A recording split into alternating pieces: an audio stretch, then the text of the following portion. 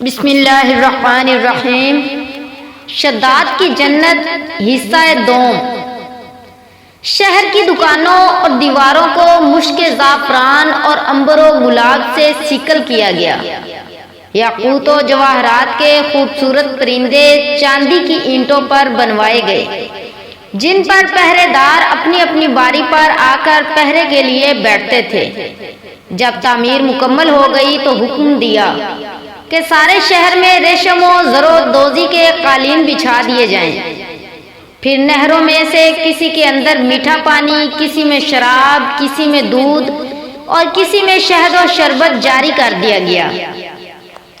بازاروں اور دکانوں کو کم خواب و زربفت کے پردوں سے آراستہ کر دیا گیا، اور ہر پیشہ و ہنر والے کو حکم ہوا کہ اپنے اپنے کاموں میں مشغول ہو جائیں، اور یہ کہ اس شہر کے تمام باسیوں کے لیے ہر وقت ہر نوع و قسم کے پھل میوے پہنچا کریں۔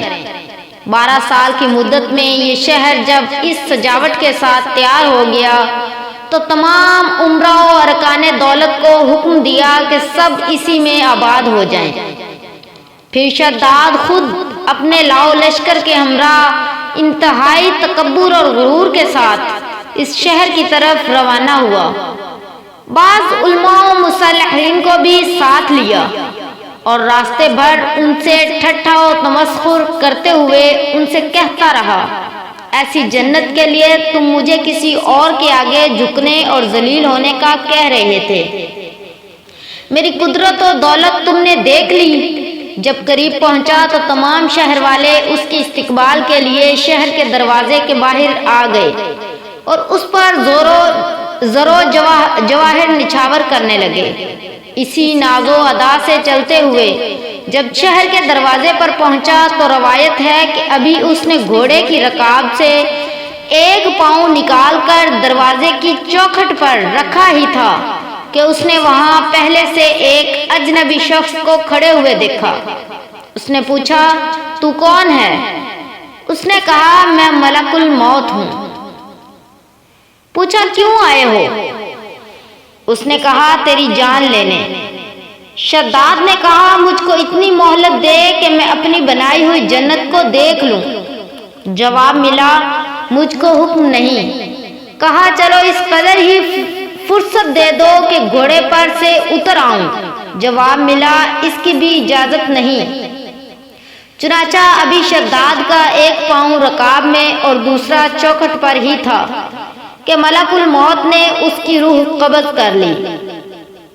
پھر حضرت جبرائیل علیہ السلام نے بڑے زور سے ایک ہولناک چیخ ماری کہ اسی وقت تمام شہر ماں اپنی عالی شان سجاوٹوں کے ایسا زمین میں سمایا کہ اس کا نام و نشان تک باقی نہ رہا۔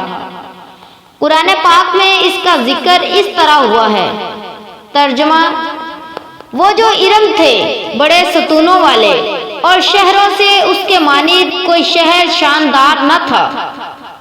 سورۃ فجر آیت نمبر 7-8، پارہ نمبر 30۔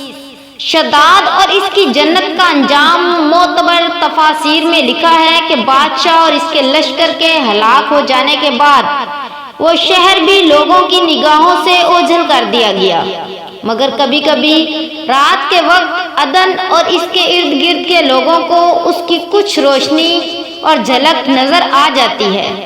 یہ روشنی اس شہر کی دیواروں کی ہوتی تھی۔ حضرت عبداللہ رضی اللہ تعالیٰ عنہ بن قلابہ جو صحابی ہیں، اتفاق سے ادھر کو چلے گئے۔ اچانک آپ کا ایک اونٹ بھاگ گیا۔ آپ اس کو تلاش کرتے کرتے اس شہر کے پاس پہنچ گئے۔ جب اس کے میناروں اور دیواروں پر نظر پڑی تو آپ بے ہوش ہو کر گر پڑے۔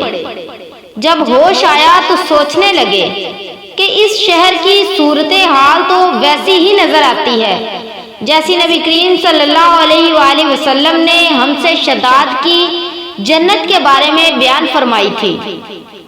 یہ میں خواب دیکھ رہا ہوں یا اس کا کسی حقیقت سے بھی کوئی تعلق ہے؟ اسی کیفیت میں اٹھ کر وہ شہر کے اندر گئے۔ اس کے اندر نہریں اور درخت بھی جنت کی طرح کے تھے، لیکن وہاں کوئی انسان نہیں تھا۔ آپ رضی اللہ تعالیٰ عنہ نے وہاں پڑے ہوئے کچھ جواہرات اٹھائے اور واپس چل دیے۔ وہاں سے وہ سیدھے اس وقت کے دارالخلافہ دمشق میں پہنچے۔ حضرت امیر معاویہ رضی اللہ تعالیٰ عنہ وہاں موجود تھے۔ وہاں جو کچھ ماجرا ان کے ساتھ پیش آیا تھا انہوں نے بیان کیا۔ حضرت امیر معاویہ نے ان سے پوچھا، وہ شہر آپ نے حالت بیداری میں دیکھا تھا کہ خواب میں؟ حضرت عبداللہ نے بتایا کہ بالکل بیداری میں دیکھا تھا۔ پھر اس کی ساری نشانیاں بتائیں کہ وہ عدن کے پہاڑ کی فلاں جانب اتنے فاصلے پر ہے، ایک طرف فلاں درخت اور دوسری طرف ایسا کنواں ہے، اور یہ جواہرات یاقوت نشانی کے طور پر میں وہاں سے اٹھا لایا ہوں۔ حضرت امیر معاویہ یہ ماجرا سننے کے بعد نہایت حیران ہوئے۔ پھر اہل علم حضرات سے اس بارے میں معلومات حاصل کی گئیں کہ کیا واقعی دنیا میں ایسا شہر بھی کبھی بسایا گیا تھا جس کی اینٹیں سونے چاندی کی ہوں۔ علماء نے بتایا کہ وہاں قرآن میں بھی اس کا ذکر آیا ہے۔ اس آیت میں ارم ذات العماد یہی شہر ہے، مگر اللہ تعالیٰ نے اس کو لوگوں کی نگاہوں سے چھپا دیا ہے۔ علماء نے بتایا کہ ان حضرت صلی اللہ علیہ وآلہ وسلم نے یہ بھی فرمایا ہے کہ میری امت میں سے ایک آدمی اس میں جائے گا اور وہ چھوٹے قد سرخ رنگ کا ہوگا، اس کے ابرو اور گردن پر 2 تل ہوں گے۔ وہ اپنے اونٹ کو ڈھونڈتا ہوا اس شہر میں پہنچے گا اور وہاں کے عجائبات دیکھے گا۔ جب حضرت امیر معاویہ نے یہ ساری نشانیاں حضرت عبداللہ بن قلابہ میں دیکھی تو فرمایا، واللہ یہ وہی شخص ہے۔ بحوالہ تذکرۃ الانبیاء، تحقیق شاہ عبدالعزیز دہلوی۔